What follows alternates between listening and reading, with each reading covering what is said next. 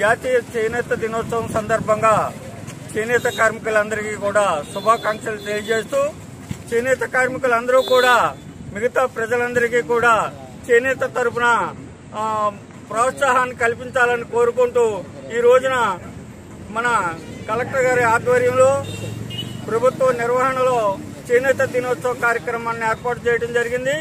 ఈ సందర్భంగా మా విజ్ఞప్తి దినదినం ఎప్పుడో సంస్కృతిలో ఎప్పుడూ అనాదిగా ఉన్నటువంటి చేనేత కళ, చేనేత వృత్తి, చేనేత కళాకారుల నైపుణ్యం రాను రాను దిగజారుతూ పరిశ్రమ కనుమరుగయ్యే పరిస్థితి.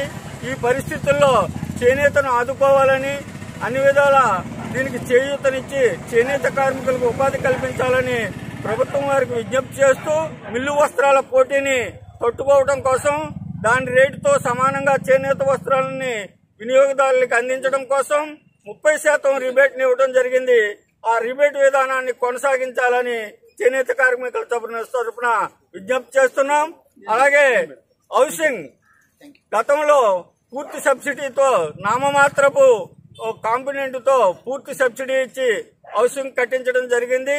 అలాగే పూర్తి సబ్సిడీ ఈ రోజున చేనేత కార్మికులకి హౌస్ కమ్ వర్క్ షెడ్యూల్ను మంజూరు చేయాలని, ఏదైతే చేనేతపై విధించినటువంటి జీఎస్టీని రద్దు చేసి చేనేత వస్త్రాల ధరలను కంట్రోల్ చేసి సామాన్యులకు సైతం చేనేత వస్త్రాలు అందుబాటులో విధంగా నూతన విధానాన్ని ప్రవేశపెట్టాలని, అలాగే ఏదైతే గత జగన్మోహన్ రెడ్డి గారి ప్రభుత్వంలో 24,000 రూపాయలు చేనేత కార్మికుడికి సంవత్సరానికి ప్రోత్సాహంగా ఇచ్చారో అదేవిధంగా ఆ విధానాన్ని ఇంకొంత విస్తృతపరిచి మెరుగుపరిచి అర్హులైన చేనేత కార్మికులకు అందరికీ కూడా అందజేసి చేనేత కార్మికుల యొక్క ఉపాధి కన్నా ముఖ్యంగా వాళ్ళ జీవన ప్రమాణాన్ని పెంచడానికి అవకాశాన్ని కల్పించాలని ప్రభుత్వానికి విజ్ఞప్తి చేస్తున్నాం. అంతేకాకుండా గతంలో ఉన్నటువంటి పావలా వడ్డీని గాని, యార్న్ సబ్సిడీని గాని, ఏదైతే థ్రిఫ్ట్ ఫండ్ స్కీమ్ లో ఒక చేనేత కార్మికుడు 8% సేవ్ చేసుకుంటే దాన్ని 18% పెంచడం జరిగింది. ఆ 18% ఇంప్లిమెంట్ చేసేటప్పటికి ప్రభుత్వం మారటం, ఎన్నికల కోడ్ రావటం అమల్లోకి రాలేదు.